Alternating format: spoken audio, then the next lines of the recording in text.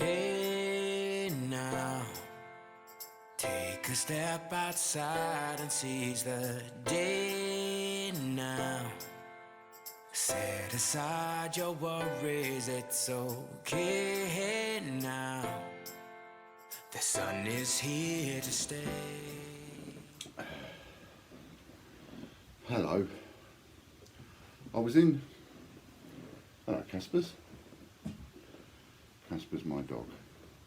Hello, Casper. I was in two minds whether to make this video or not.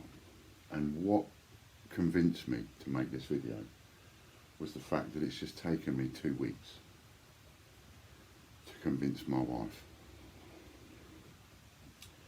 Now, panic buying has already started. I think there are things that we need to logically, just as normal people, just logically think of. For those people that say that you know, straight away I'll say, for those people that think I'm scaremongering, I'm not scaremongering. I'm just saying how it is, and I'm saying how my mind sees it. That's all I'm saying. And there are things that we need to take notice of, I think. Like the fact, something that everybody's laughing at, or was laughing at for a while, is the fact that China, within a month, built 2 hospitals. They'd announced that they were going to build a hospital within 2 weeks or something, and then they said that's not big enough, we're going to build another one. So China straight away understood the seriousness of the situation in their own country. They understood the situation so well that they initiated the building of 2 hospitals from a blank bit of ground into working hospitals in less than a month, with thousands of manpower employees. And the moment I saw that, at that moment I knew what we were going to head to, where we would be right now and what we're heading for now. It's obvious. And yet a lot of other countries didn't take it as seriously. Our country certainly isn't taking it very seriously. America, President Trump has just signed a deal for $8.3 billion to go into the coronavirus issue. What does our country do? Our country says self-isolate. Look after yourself, self-isolate, because really we ain't got the money and we can't be asked. And it's going to catch a lot of people with their pants down, and it's going to catch us with our pants down, I think. I really think it is. It's going to catch our politicians with their pants down. Because if the forecasts are right, 1% it will be terminal. 1% roughly will end up dying if they don't get it under control. If they don't find an antidote for it fast. If they don't find a way of stopping it, and the only way you can stop it is with some kind of antidote or some kind of pill or some kind of injection or something, let's face it, or you're going to have to put something in the water supply to get the entire country. I mean, let's think about that, you know, how are we, if they do come up with some kind of a inoculation or an antidote for it, how are they going to give it to an entire country of 70 million people? So between 5 and 8 million people in this country are going to die. Approximately 10 of my customers, 12 of my customers are going to die, according to the statistics. We have to take notice of this stuff. The reason we have to take notice of this stuff, and I'll come back to it, China built 2 hospitals in less than a month. They didn't muck about. They know what they're dealing with. They ain't going to go and spend that kind of money and go through doing that if they don't know what they're really dealing with. And they were scared, obviously scared enough to build 2 hospitals in less than a month. And what are we doing? We're not. It would have been a good idea to shut down air travel, I think, shut and sea travel, and just contain everybody for a little while. But of course that won't work because it's going to put so many people out of business. It's already put Flybe out of business straight away. That was enough to just tip the balance for them. It's not the cause of why Flybe went bust, but it was enough to tip the balance. And it's going to be enough to tip the balance for a lot and a lot of businesses. There's going to be a lot of people go bust now. some big ones and a lot of small ones, but there's going to be some bankruptcies now. There's going to be some going into liquidations now.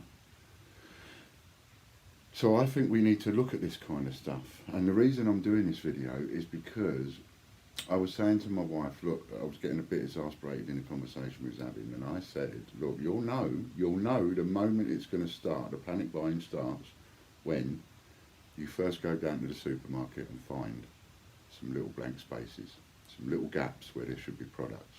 Not much, but it'll probably be on hand sanitizers and that kind of cleaning products. And the day before yesterday, she came back from Sainsbury's and said, there's gaps. They ain't got no hand sanitizers. They've run out of this, they've run out of that. Today, she's just gone to Sainsbury's, a massive Sainsbury's, by the way, massive. Not a single toilet roll on the shelf. Not one. Not one. All gone. Shelves cleared. And so more and more products are going now, and you're going to see more and more gaps, and the gaps in these shelves in the supermarkets are going to get bigger and bigger. You know, in some ways, you're better off going down to the local corner shop a bit sharpish to get a few bits and pieces like that, because the supermarkets, the shelves are clearing. And, you know, they do say that there's only ever 3 days supply, 3 days supply before it's a serious situation, before the shelves are cleared, before they can't manage supply and demand. And if you understand supply and demand, and I do, in my own way, I understand it for 50 years. In the world of supply and demand, the minute you can't get stuff starts going up in price. You know, not too long ago, you could pick up face masks for next to nothing. Now they're starting to go up in value. Who is it? Italy? Is it? One of the countries have just commandeered every face mask in the country. You know, all commandeered by the government. That's how urgently they're taking it. And over here, we say, yeah, it's all right, don't worry, just pop along and keep yourself over there and self-isolate. Yeah, that'll save us a few quid, and we'll keep that over there, out of the way, and just hope that goes away. And it ain't going away. They tell us, I've grown up learning all these things on the news, what scientists say, and one thing and another about climate change, you know, and meteorites coming down. Every so often this happens, and every so often that happens, and every so often in nature has a way of coming up with a virus that nobody understands, and then wallop, it kills off a huge part of the population and all the rest of it. We've all heard about this. Well, I think now we're living through it. We're actually in it, and it's happening. So my advice is, no, don't go out and panic buy, but my advice is be a bit sensible and start buying a little bit extra of a few products, you know, staple products you can put in the cupboard and last for a long time. You know, a few tins, some pasta, some rice, stuff that's cheap at the moment. Right now you can buy a bag of rice for like peanuts, as it were, and spaghetti and pasta and all of that. But with all of these shutdowns going on, it ain't going to be that long before all of these products start drying up.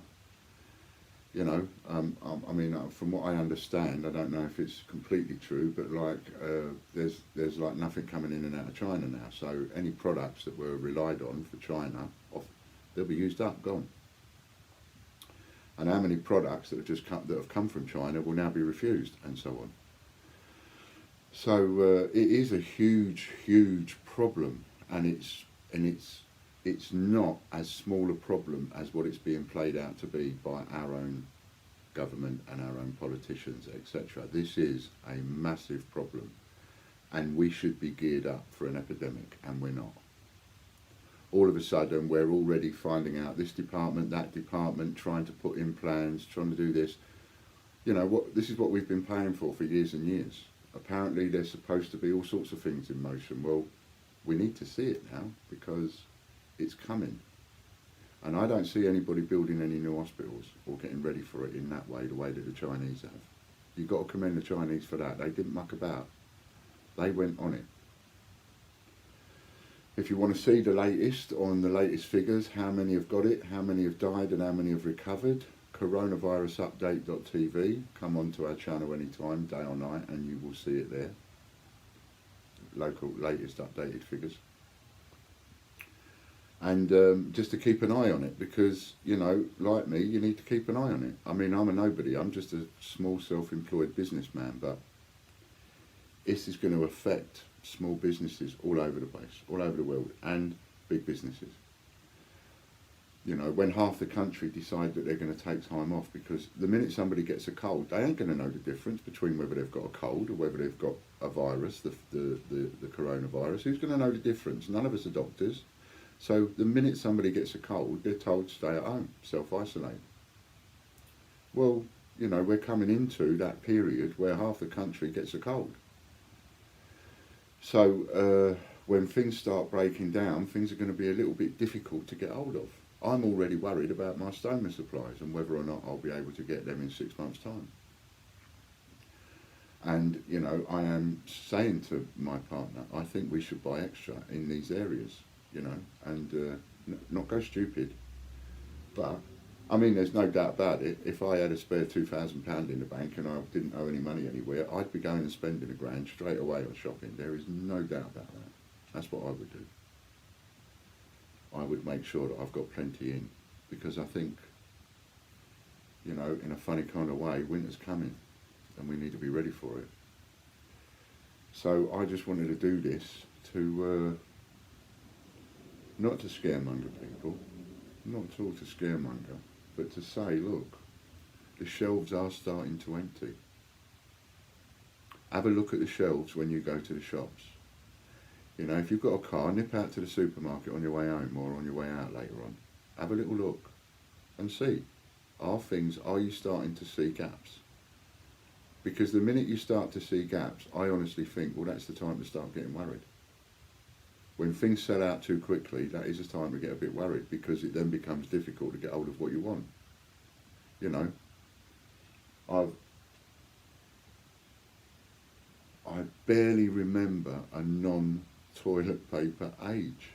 I'm 56, and I do remember squares of newspaper being hung up in the outside toilet at my nan and granddad's house. I do remember that,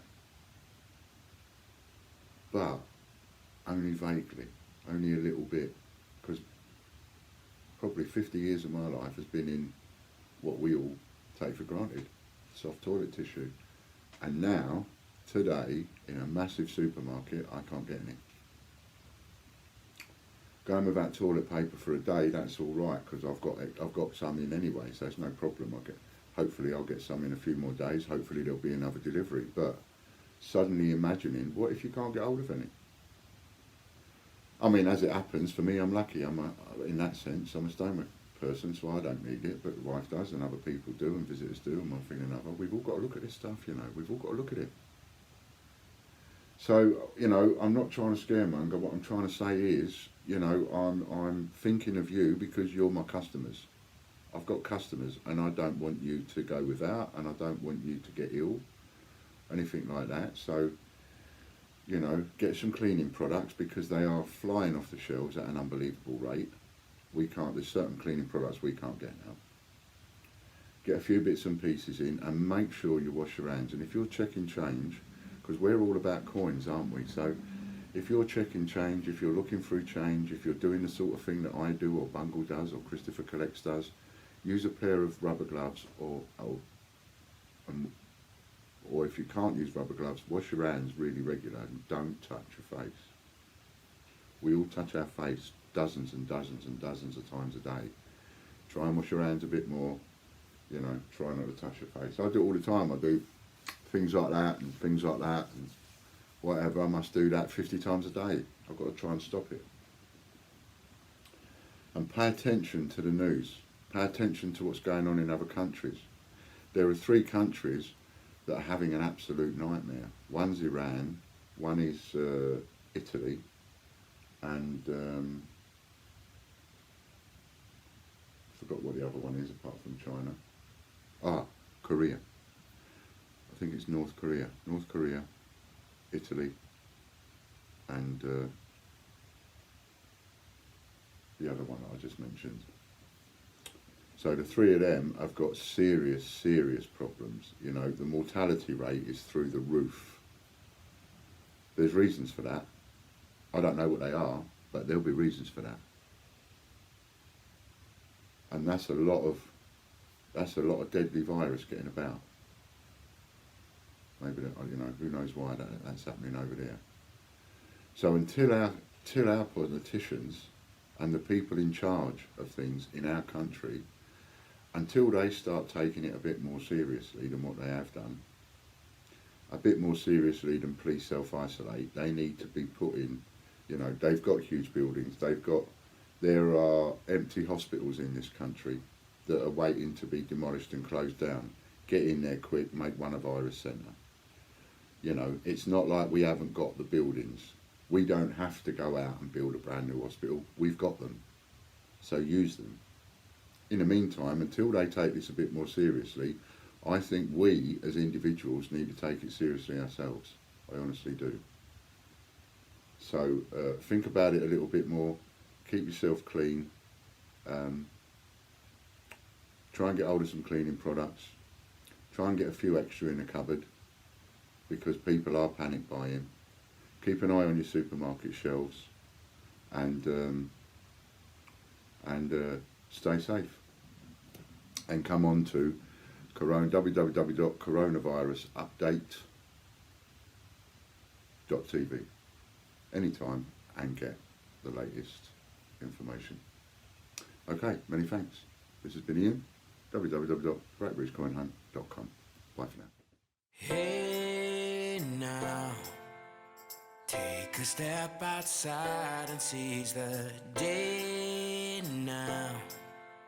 Set aside your worries, it's okay now. The sun is here to stay.